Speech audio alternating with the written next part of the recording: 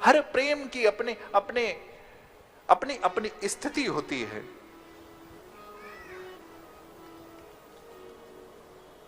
हर प्रेम धीरे धीरे, चाहे वो भागवत जी में तो बहुत चर्चा है, परंतु हर प्रेम का संबंध, चाहे वो गणिका का, कामी स्त्री का, सबका अलग अलग उपदेश देकर के बता रहे। सबके संबंध चाहे पिता का पुत्र से हो, माता का पिता से हो, पति का पत्नी से हो, हर संबंध के पीछे कोई ना कोई, किसी न किसी प्रकार से, किसी न किसी तरीके से प्रयोजन छिपा होता है। अतिथि विद्या आचार्यम ऋत्वजो ददक्षिणाम, जैसे कोई शिक्षक होता है, उसका जो उसके शिष्य से उसका नाता तभी तक होता है जब तक वो विद्या ग्रहण नहीं कर लेता। विद्या ग्रहण करने के बाद उसका संबंध धीरे धीरे समाप्त हो जाता है। निस्वयं तज्जन्ति गणिकाः, जो गणिका लोग होती हैं, जब तक आपके पास धन होता है तब तक तो आपको सुंदर श्रृंगारों से आकर्षित करती हैं, लेकिन धन समाप्ति के बाद वो आपकी तरफ नहीं देखती। वृक्ष पर पक्षी तभी तक आते हैं जब तक फल होता है। खगावीत फलम वृक्षम, तब तक आते हैं जब तक उस वृक्ष पर फल होता है। फल के बाद पक्षी भी उस वृक्ष पर नहीं बैठते। हे उद्धव, ये बताओ, जो तुम्हारा यदुपति है, ये जितने संबंध मैंने बताए, और भी अनेकों कितने संबंध बताऊं, लेकिन एक मुझे ये बताओ कि इनमें से हमारा संबंध क्या इतना कमजोर था? हमारे संबंध में हमारा क्या प्रयोजन था जो इतना निरीह तरीके से हमारे हृदय को विदीर्ण कर करके चले गए? भैया, भगवान धर्म की संस्थापना के लिए आते हैं। भगवान ने पिता को भी तजा है। राम जी, हा राम हा राम, केकी तुमने ये क्या मांग लिया? राम देत, अरे जब गुरु जी को नहीं दे रहे, राम देत नहीं, राघव को मैं न दूंगा, राघव को मैं न दूंगा, मुनिनाथ मरते मरते राघव को मैं न। हे उद्धव, ये क्या मेरा कृत्रिम प्रेम था क्या? ये मेरा हम गोपियों का बनावटी प्रेम था क्या? ऐसा ऐसा ऐसा क्या प्रयोजन था कि कृष्ण हमारे हृदय को विदीर्ण कर दिए? यही तो दशरथ जी ने कहा था, 14 वर्ष राम वनवासी, पहला वर मांगा, आज ही भरत को टीका दे दूंगा, आज ही राजा बना दूंगा। वो दिन, और आपको बताऊं, आप कैकेयी मां, आपसे अधिक यदि कोई प्रसन्न होगा तो राम जी प्रसन्न होंगे जब भरत राज पाएंगे तो। लेकिन ये दूसरा वर नहीं। लेकिन भैया, राम भगवान तो जगत के कल्याण के लिए आए। भगवान किसी को प्रसन्न करने के लिए नहीं आए।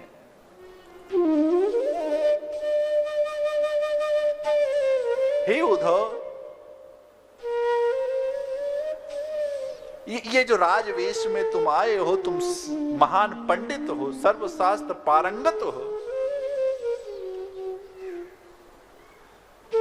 आज उद्धव जो सर्वशास्त्र पारंगत हैं, उद्धव आज आज आज ब्रजंगनाओं को उत्तर नहीं दे पा रहे हैं। आज आज आज आज उनके पास उत्तर नहीं है। क्यों? क्योंकि प्रेम है ही ऐसा भाई।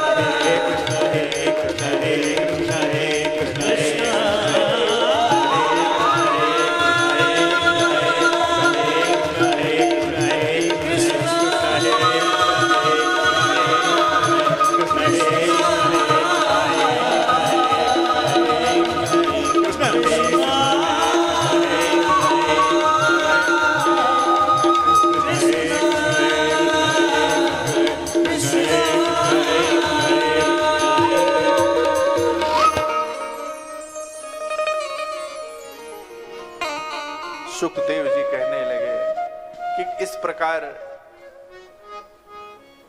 गोपियां प्रभु की बाल लीला का, किशोरी अवस्था का स्मरण कर करके रुदन करने लगी।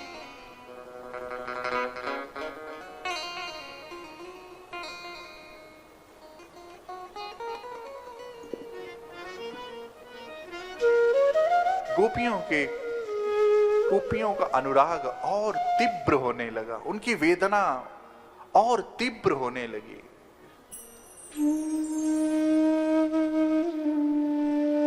और आज गोपियों को दशा देख कर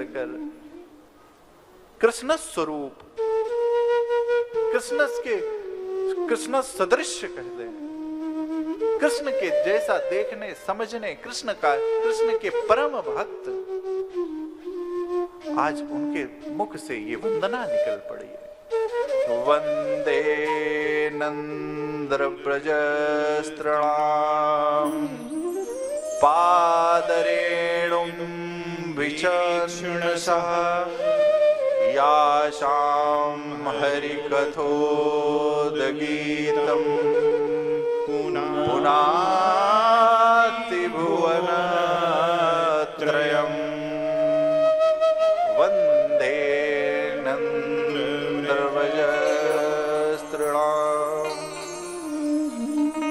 आज ब्रज गोपियां, ब्रज देवियों का कृष्ण प्रेम देखकर, कृष्ण अनुराग देखकर आज उद्धव का मस्तक श्रद्धा और भक्ति और आस्था से नमन करने लगे। उद्धव झुक गया। और तो और इतना ही नहीं,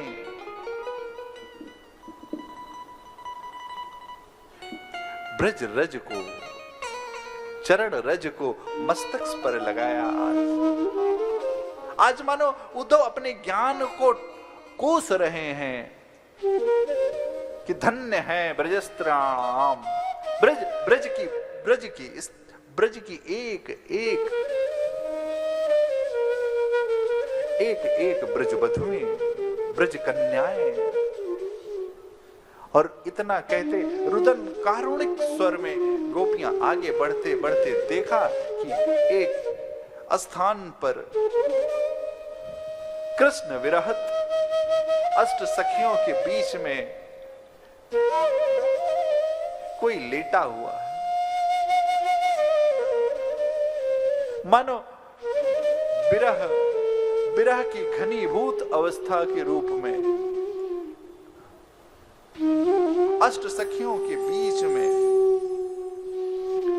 आज विरह की अग्नि चहुओर जल रही है। भाव साधना में श्री जी ललिता सखी से कह रहे हैं,